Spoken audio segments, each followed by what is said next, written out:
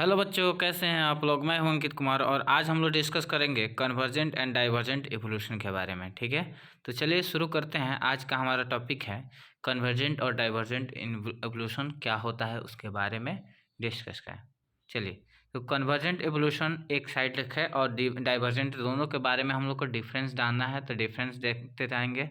Convergent होता है कि they are not anatomically similar, ये एनाटॉमिकली क्या होते हैं, सिमिलर नहीं होंगे। Structural through they perform similar function, but anatomically तो ये सिमिलर नहीं होंगे, लेकिन अगर फंक्शन जो परफॉर्म करेंगे वो क्या करेंगे, सेम फंक्शन परफॉर्म करेंगे। ठीक है।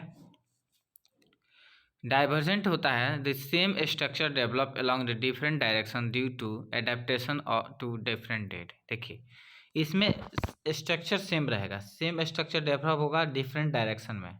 क्यों? जैसे जैसे एडेप्टेशन जैसा होगा, जैसे बहुत ऐसे पक्षी बर्ड्स हैं जो क्या कोल्ड एरिया में रहते हैं, बहुत ऐसे बर्ड्स हैं जो कहाँ पे पानी में रहते हैं, तो जैसे जैसे उनका एडेप्टेशन होगा वैसे ही वो क्या, वो अपना उस स्ट्रक्चर का डिफरेंट नीड होगा। ठीक है, कोई उसको उससे भोजन खाने के लिए का यूज़ करेगा, खाने का यूज़ करेगा, कोई शिकार करने के लिए यूज़ करेगा। ठीक है, तो अलग अलग हो सकता है। ठीक है, इसमें कह रहा है कन्वर्जेंट इवोल्यूशन में ये क्या होता है, एनालोगस स्ट्रक्चर होता है, लेकिन डाइवर्जेंट में अगर बात करें तो ये होमोलोगस स्ट्रक्चर होता है। ठीक है, कोई दिक्कत नहीं है। अगर कन्वर्जेंट का बात करेंगे तो different structure evolving for same function hence having similarities. इसमें डिफरेंट डिफरेंट स्ट्रक्चर जो होगा वो सेम फंक्शन करेगा, इसीलिए इसमें क्या है, सिमिलरिटीज होता है। ठीक है, लेकिन डाइवर्जेंट में क्या होता है, homology indicate common ancestry. Homology जो होता है वो इंडिकेट करता है कॉमन एंसेस्ट्री, मतलब उसके पूर्वज क्या हैं, कॉमन थे। ठीक है, एक ही पूर्वज थे, ऐसा डिनोट करता है। ठीक है, अब इसके बाद कह रहा है the eyes of octopus end of mammals. देखिए, आइज ऑफ मैमल्स या आइज ऑफ ऑक्टोपस जो है वो कन्वर्जेंट इवोल्यूशन का एग्जांपल हो गया। और क्या हो सकता है, तो the flippers of penguin, penguin देखे हुए हैं, एंड डॉल्फिन, डॉल्फिन का फ्लिपर्स और पेंगुइन का फ्लिपर जो होता है वो दोनों क्या होता है, आपस में कन्वर्जेंट इवोल्यूशन यानी एनालोगस स्ट्रक्चर होता है, कोई दिक्कत नहीं है। स्वीट पोटैटो, जिसमें स्वीट पोटैटो के बारे में जानते हैं, तो वो क्या है, रूट मॉडिफिकेशन है, जिसको शकरकंद आई थिंक बोला जाता है गांव में। ठीक है, और पोटैटो जो होता है वो क्या होता है, स्टेम मॉडिफिकेशन होता है। ठीक है, तो दोनों में डिफरेंस याद रखिएगा कि स्वीट पोटैटो जो होता है वो रूट मॉडिफिकेशन होता है, और पोटैटो जो होता है वो स्टेम मॉडिफिकेशन, जो मतलब जो आलू जो खाते हैं वो क्या है, स्टेम मॉडिफिकेशन है। ठीक है, कोई दिक्कत नहीं है। चलिए अब जानते हैं, ये तो एग्जाम्पल हो गया आपका कन्वर्जेंट इवोल्यूशन का।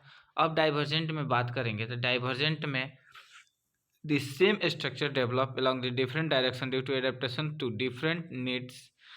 Thorn of tendrils, thorn and tendrils of bougainvillea and cucurbita। ठीक है, कोई दिक्कत नहीं है। इसके कांटे जो होते हैं वो आप और ट्रेंडल जो होते हैं वो दोनों आपस में क्या होंगे, होमोलोगस स्ट्रक्चर होगा। ठीक है, pattern of bone of four limbs. ठीक है, फोर लिम्ब का जो पैटर्न होता है बोन्स का, वो भी क्या होता है, सिमिलर होते हैं, यानी होमोलोगस होता है। वर्टिब्रेट्स हार्ट्स और ब्रेन, वर्टिब्रेट का हार्ट्स और ब्रेन जो होता है वो भी क्या होता है, आपस में होमोलोगस होता है, कोई दिक्कत नहीं है। ये एग्जाम्पल था किसका, डाइवर्जेंट इवोल्यूशन का। चलिए एक एक करके फिगर भी देख लेते हैं। यहाँ थॉर्न है किसका, बोगनवेलिया का, और कुकुरबिट्टा का यहाँ पे ट्रेंड्रिल है। ठीक है, मैन में देखिए यहाँ पे हैंड दिखाई दे रहा है, ये क्या है, मैन का चीता, वेल, बैट। फर्स्ट वाला क्या, प्लांट का होमोलोगस स्ट्रक्चर है, ऑर्गन है, और सेकंड जो है वो एनिमल्स में होमोलोगस स्ट्रक्चर है। बैट का जो पंख होता है वो भी ऐसा ही होता है। ठीक है, फीदर्स, तो ये आपस में क्या है, होमोलोगस स्ट्रक्चर है। ठीक है, कोई दिक्कत नहीं है। फिगर एनसीईआरटी का है तो उससे डाउट मत कीजिएगा। और दूसरा कि इससे क्वेश्चन पूछा जाता है कि कौन सा डाइवर्जेंट इवोल्यूशन का एग्जाम्पल है और कौन कन्वर्जेंट इवोल्यूशन का एग्जाम्पल है। खास करके इस बातों को पूछा जाता है कि डाइवर्जेंट इवोल्यूशन क्या होता है, एनालॉगस होता है कि होमोलॉगस होता है, और कन्वर्जेंट इवोल्यूशन क्या होता है, होमोलॉगस होता है या एनालॉगस होता है। ठीक है, तो इसके बारे में याद रखिएगा कि कौन एनालॉगस होता है और कौन क्या कौन होमोलॉगस होता है। ठीक है, कोई दिक्कत नहीं है। चलिए अब बात करेंगे natural selection comes from England. देखिए एक जब नेचुरल सिलेक्शन जो हुआ उस समय वो कहाँ से आया, इंग्लैंड से आया। तो पहले क्या था कि इंडस्ट्री उतना नहीं था। ठीक है, तो मतलब इंडस्ट्रियलाइजेशन जो था वो बहुत कम था। तो बिफोर इंडस्ट्रियलाइजेशन, इंडस्ट्रीकरण होने से पहले, ठीक है, यानी 1850 में के पहले, मोर वाइट विंग मोथ, बहुत सारे मोथ जो थे वो क्या वाइट विंग का दिखाई दे रहे थे ट्री पे। ठीक है, देन डार्क विंग्ड और मिनरलाइज मोथ। ठीक है, मतलब सबसे ज़्यादा जनसंख्या जो था वो पॉपुलेशन जो था वो किसका था, वाइट विंग मोथ का। ठीक है, कोई दिक्कत नहीं है। आफ्टर इंडस्ट्रियलाइजेशन 1920 के बाद there were more dark wing moth in the same area, that is the proportion was reverse. ठीक है, मतलब इंडस्ट्रियलाइजेशन के बाद जितने भी मोथ अधिकतर क्या दिखाई देने लगे, डार्क मोथ, यानी वाइट मोथ का पॉपुलेशन जो था वो क्या हो गया, कम हो गया। कैसे कम हो गया, तो उसका रीज़न ये है कि वाइट अब ड्यूरिंग पोस्ट इंडस्ट्रियलाइजेशन पीरियड दी, मतलब क्या, इंडस्ट्रियलाइजेशन के बाद का period, the tree trunk becomes dark. ठीक है, जो ट्री का ट्रंक था, जो तना जिसको बोलते हैं, वो क्या हो जाए, वो डार्क हो गया ड्यू टू इंडस्ट्रियल स्मोक और शॉर्ट्स, यानी इस स्मोक का धुआं और शॉर्ट्स काली की वजह से वो क्या हो गया, काला पड़ डार्क हो गया। ठीक है, in thin conditions white wing moth does not survive due to predators. तो उससे क्या होगा कि जो वाइट मोथ थे वो क्या हुआ, सरवाइव करना उनके लिए कठिन हो गया। कैसे कठिन हो गया, तो जैसे वो पेड़ पे किसी तन्ने पे बैठे हुए हैं, ठीक है, और वाइट मोथ, तो उसको जो प्रेडेटर होगा, उसका जो खाने वो जो उसको खाता होगा, वो क्या करेगा, आसानी से उसको खा लेगा। ठीक है, समझ में आया, इसलिए वो सरवाइव करना उनका थोड़ा डिफिकल्ट हो गया। ठीक है, इस जिसके वजह से उनका जनसंख्या पॉपुलेशन जो है वो क्या हो गया, कम हो गया। ठीक है, area where industrialisation did not occur, rural areas count of melanic moth was low. देखिए जिस एरिया में इंडस्ट्रियलाइजेशन नहीं हुआ था वहाँ रूरल एरियाज में, वहाँ क्या मेलेनिक मोथ का जो काउंट था वो क्या था, कम था। यानी जो डार्क विंग थे उनका काउंट जो था वो क्या था, कम होगा, वाइट विंग ज़्यादा थे। Mix populations those that can be better adapt survive and increase in population size. Mix population कहता है those that can better adapt, adapt करने के जो बेटर अडेप्ट कर सके, सर्वाइव कर सकते हैं, एंड इंक्रीज पॉपुलेशन साइज, अपना पॉपुलेशन इंक्रीज कर सके। ठीक है, एक्सेस यूज ऑफ हर्बिसाइड्स। देखिए हर्बिसाइड्स का यूज करते हैं तो हर्ब्स का मतलब जितने भी खास घास होता है और खरपतवार जितने भी आते हैं उनको अगर हम नष्ट करते हैं, खेतों से नष्ट करते हैं, तो क्या यूज करते हैं, हर्बिसाइड्स का यूज करते हैं। यानी हर्ब्स को ख़त्म करने के लिए खरपतवार को हमको क्या करना है, हटाना है, रेड करना है। ठीक है, उसके बाद पेस्टिसाइड्स, पेस्टिसाइड्स से जितने भी कीट पतंग जो भी हमारे खेतों में लगते थे कीड़े, उनके लिए यूज़ किया जाता है। इनका एक्सेसिव यूज हुआ has only resulted in selections of, इससे भी क्या हुआ, इससे भी पॉपुलेशन जो था वो कि धीरे धीरे क्या हो गया, कम हो गया। Selection of resistant variety in much lesser time scale, evolution by anthropogenic actions, that example antibiotics और drugs against eukaryotic organism। ठीक है, lichen known as pollution indicator, most important line है, याद रखिएगा। Lichens known as pollution indicator, they will not grow in polluted area, ये कभी polluted area में grow नहीं करेगा। ठीक है, इसीलिए लाइकेन को बोला जाता है पॉल्यूशन इंडिकेटर, मतलब जहाँ पॉल्यूशन होगा वहाँ लाइकेन नहीं होगा, जहाँ पॉल्यूशन नहीं है वहाँ लाइकेन है। तो अगर क्वेश्चन कभी कभी क्वेश्चन ऐसे घुमा के भी पूछ देता है कि लाइकेन प्रेजेंट है, तो उसका मतलब डायरेक्ट क्या कीजिएगा, लिंक करके क्वेश्चन, अगर वैसा तो क्वेश्चन पूछेगा नहीं, लेकिन वैसा क्वेश्चन अगर पूछता है तो स्किल बेस्ड क्वेश्चन अगर पूछता है मेंटल एबिलिटी से, तो उसमें ये पूछ सकता है कि कोई प्लेस है जहाँ पे क्या है, लाइकेन ग्रो कर रहा है, तो वो प्लेस क्या कलर है, पॉल्यूटेड एरिया है या पॉल्यूटेड नॉन पॉल्यूटेड एरिया है। तो उससे आप क्या कीजिएगा, वो पॉल्यूटेड एरिया नहीं है, जहाँ पॉल्यूटेड एरिया रहता है वहाँ पे लाइकेन क्या होता है, ग्रो नहीं करेगा। इसके बाद हम लोग बात करेंगे evolution is not a direct process, it is stochastic process. ठीक है, ये डायरेक्ट प्रोसेस नहीं है, ये एक सीक्वेंस वाइज चलने वाला प्रोसेस है। ठीक है, एक adaptive radiations process of evolution of different species in a given geographical area starting from a point and literally radiating to other geographical area. Example, Darwin finches and Australian marsupials. ठीक है, ये example दिया है variety of beaks of finches and Darwin found in Galapagos island. ठीक है,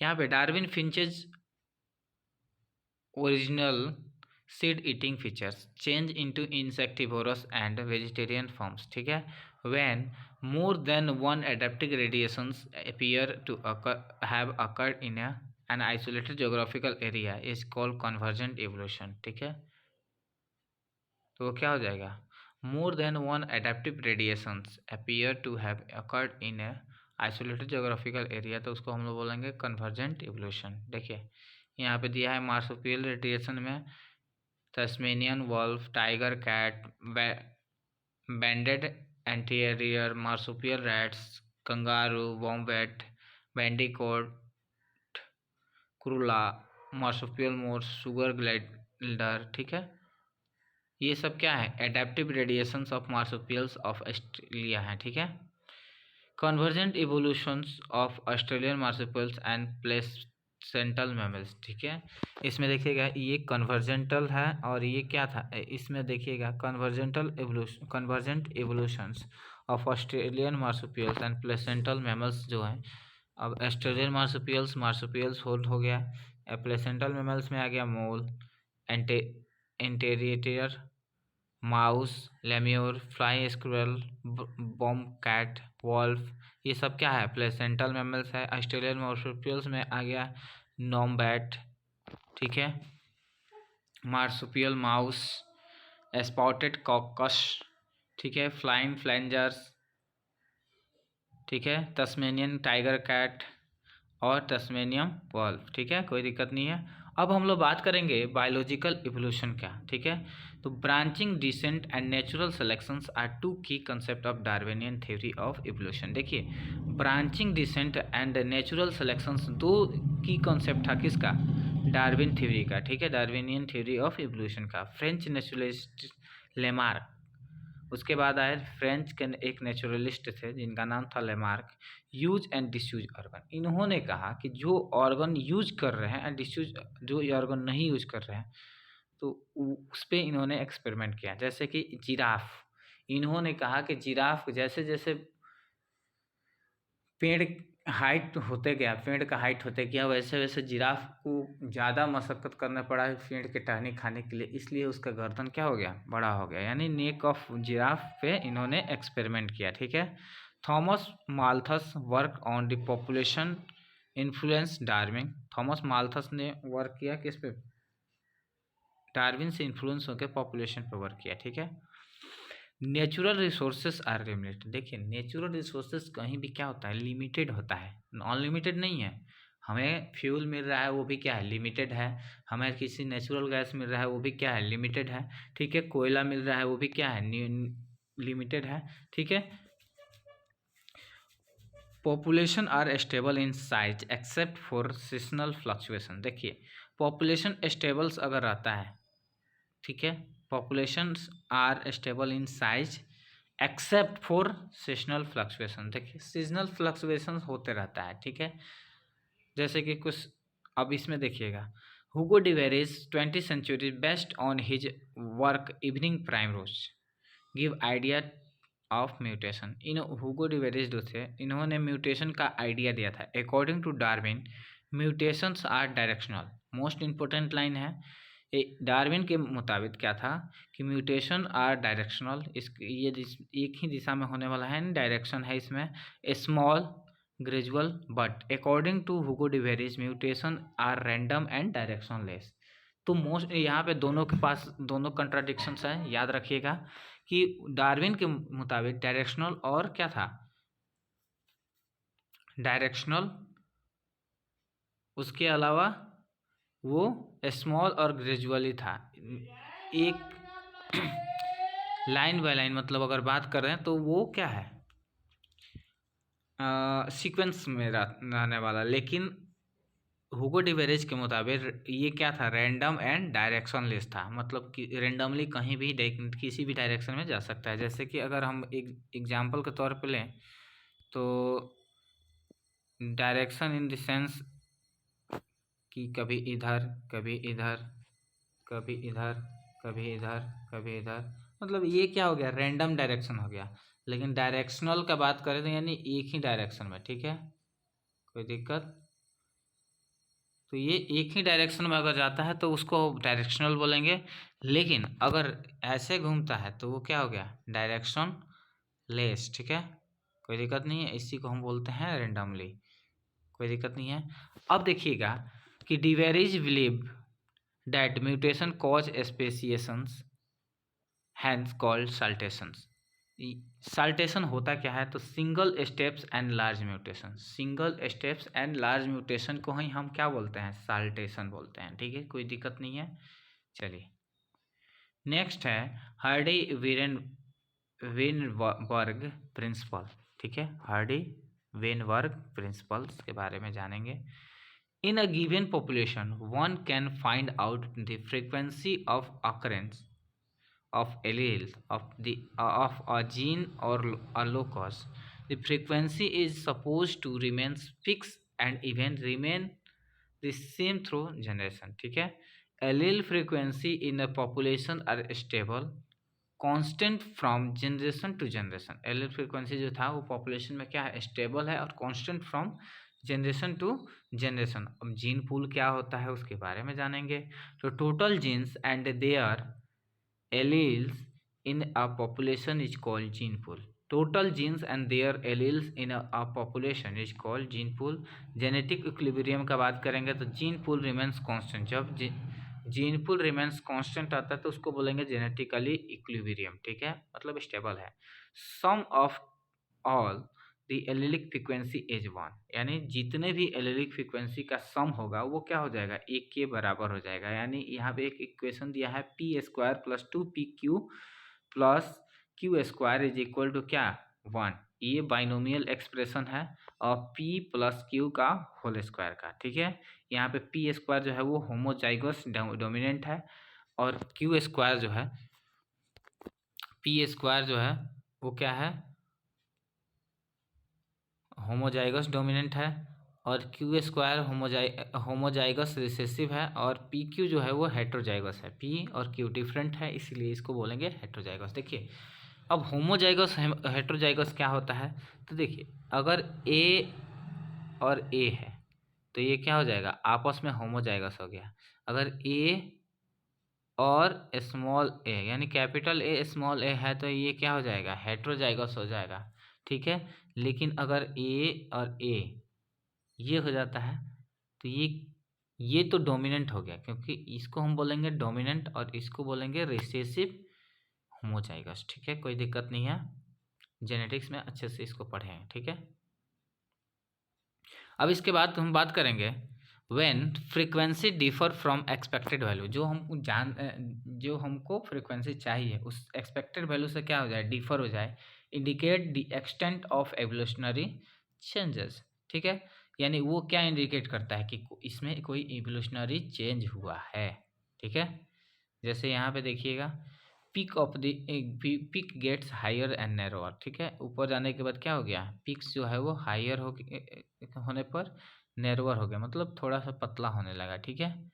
यहाँ पे दिया है medium size individuals are favoured to peaks forms, ठीक है। यानी फर्स्ट क्या कर रहा है, ई नंबर में स्टेबलाइजिंग का फिगर है, दूसरा नंबर डायरेक्शनल का फिगर है, दूसरा बी नंबर जो है वो डायरेक्शनल का फिगर है, और सी नंबर जो है वो क्या है, डिस्ट्रप्टिव का फिगर है। ठीक है, यानी सी नंबर में अगर हम बात करें तो ये क्या है, डिस्ट्रप्टिव का फिगर है, ये डायरेक्शनल का फिगर है, और ये स्टेबलाइजिंग का फिगर है। ठीक है, कोई दिक्कत? चलिए, यहाँ तक दिक्कत नहीं होना चाहिए। डिस्टर्बेंस इन जेनेटिक इक्विलिब्रियम और Hardy वेरेनबर्ग equilibrium could be interrupted as resulting in evolution. Five factors that affected Hardy Weinberg equilibrium, पांच फैक्टर थे जो इफेक्ट करते थे इनके इक्विलिब्रियम को। कौन कौन? जीन माइग्रेशन और जीन फ्लो। जीन का माइग्रेशन यानी एक से दूसरे में चला जाना, ठीक है, माइग्रेट कर जाना। दूसरा क्या है, जीन ड्रिफ्ट, जेनेटिक ड्रिफ्ट। तीसरा जेनेटिक रिकॉम्बिनेशन, जो कि हम लोग कहाँ जेनेटिक्स में पढ़ चुके हैं। ठीक है, म्यूटेशन के बारे में भी हम लोग पढ़ चुके हैं, नेचुरल सिलेक्शन के बारे में भी पढ़ चुके हैं। अब हम बात करेंगे जीन फ्लो के बारे में। If gene migration happens multiple times तो उसको हम बोलेंगे जीन फ्लो। ठीक है, जेनेटिक ड्रिफ्ट क्या होता है, तो if same changes occur by chance तो उसको बोलेंगे जेनेटिक ड्रिफ्ट। फाउंडर इफेक्ट क्या होता है, तो the change in allylic frequency is so different in a new samples of population that they become a different species, the original drifted population become founder। ठीक है, natural selection can be lead to stabilizations in which more individuals acquire mean characters value। ठीक है, directional, natural selection के पास stabilization directional होता है। More individuals acquire other than mean character value, figure में हम लोग देख लिए हैं। डिस्ट्रप्टिव यानी more individual acquire peripheral characters at both in of distribution curve. ठीक है, about 2000 million year ago the first cellular form of life appear on Earth. यानी इनके कहने का मतलब 2000 मिलियन ईयर एक पहले क्या हुआ था, first cellular form of life जो है वो अपीयर हुआ था अर्थ पे। A sketch of evolutions of plant forms throws geographical invertebrates forms and active. कब हुए थे इन्वर्टिब्रेट्स, तो 200 मिलियन ईयर एगो। Jawless fish probably evolved 350 million years ago. Seaweeds and few plants existed 320 यानी 320 million years ago. Fish with short, strong fins could move on land and go back in water in 350 million years ago। ठीक है, first organism invaded land are plants. ठीक है, first जो organism थे वो क्या थे, प्लांट्स थे। In 1938 a fish caught and South Africa, जिसको हम South Africa coelacanth was thought to be extinct call lobe fins evolve into first amphibians. ठीक है, अब इसमें दिया है एक फिगर, इसको याद रखिएगा, देख लीजिएगा। They coelacanth were ancestors of modern day frog and salamanders. ये कैलोकेथ्स जो थे वो किसके एंसेस्टर थे, मॉडर्न डे में जो फ्रॉग है और सेलेमेंडर्स मेढक होते हैं, इस सब को के क्या है, एंसेस्टर थे, पूर्वज थे। Amphibians evolve into reptiles. Amphibian क्या इसमें इवॉल्व हो गए, रेप्टाइल्स में lay thick sealed egg. In 200 million years ago, reptiles of different shape and size dominated on Earth. Giant fawns, pteridophytes जो है, were present, but they all fell to form coal in deposit slowly। ठीक है, ये कोयले में बदल गए कब, धीरे धीरे। ठीक है, some of these land reptiles went back into water and evolved into fish-like reptiles probably 200 million years, जिसको हम लोग बोलेंगे इक्थियोसॉरस। ठीक है, tyrannosaurus rex biggest reptiles was about 20 feet in height and had hinged fearsome dagger like teeth। ठीक है, dinosaur suddenly disappears from the earth is कब? तो 65 मिलियन ईयर एगो। डायनासोर सडनली डिसअपियर कब हुए थे, यानी यहाँ से विलुप्त कब हो गए थे? तो 65 million year ago. First mammals shrew small size fossils, first mammals जो था वो स्क्रू था, ठीक है। Due to continental drift when South America joined to North America pauses, mammals of Australia survive because of lack of competitions of from any other mammals, ठीक है। some mammals live wholly in water, whale, dolphins, seals, sea cows, ठीक है। most successful story in the evolution of man with language skill and self consciousness, ठीक है। Most successful story किसका है evolution में? तो मैन का, ठीक है। With language skills and self origin and evolution of man. Primates जिसको हम लोग बोलेंगे प्राइमेट्स में कौन कौन? Dryopithecus and Ramapithecus existed about 15 million year एगो, ठीक है। Ramapithecus was more man like while Dryopithecus was more ape like, ठीक है। रामापिथिकस जो था वो क्या थे? मैन लाइक थे, और ड्रायोपिथिकस जो था वो एप लाइक यानी गोरिल्ला टाइप का, ठीक है। Few fossils of man like bones have been discovered in Ethiopia and Tanzania, ठीक है। Man like primates walked in eastern Africa about 3 to 4 million years ago, not taller than 4 feet, but walk upright, ठीक है। ये upright walk कर रहे थे। Australopithecus probably lived in East African grassland कितना 2 million years ago. Australopithecus hunted with stone weapons and eats fruits. ये Hunt कर सकते थे, स्टोन वेपन बनाए थे, लेकिन फ्रूट्स खाते थे, ठीक है। First human like being Homo habilis brain capacity जो था वो क्या कितना था? 650 से 800 cc. They did not eat meat, ये मीट नहीं खाते थे। Homo erectus fossils discover in Java in 1891 about 1.5 million year. Brain capacity जो था वो कितना? 900 सीसी का था। दे ईट मीट, और इन्होंने होमो इरेक्टस जो था वो क्या खाते थे? मीट खाते थे, ठीक है। ये कुछ फिगर है। Neanderthal mans with brain size of 1400 cc lived in a near East and Central Asia between 1 lakh to 40,000 year back. They use hides to protect their body and buried their dead body, ठीक है। ये body dead होने पर जला देते थे, ठीक है। Homo sapiens arose in Africa. Ice age जो था वो कितना था? 75,000 से 10,000 ईयर एगो। मॉडर्न होमो सेपियंस एरोस, ठीक है। Pre historic cave art develop around 18,000 year ago, और agriculture come around 10,000 year back. Human settlement started, ठीक है। जब एग्रीकल्चर आया था तो ह्यूमन सेटलमेंट भी स्टार्ट हो गया। One such can cave paintings by pre historic human can be seen at Bhimbetka rock shelters in Raisen district of Madhya Pradesh, ठीक है।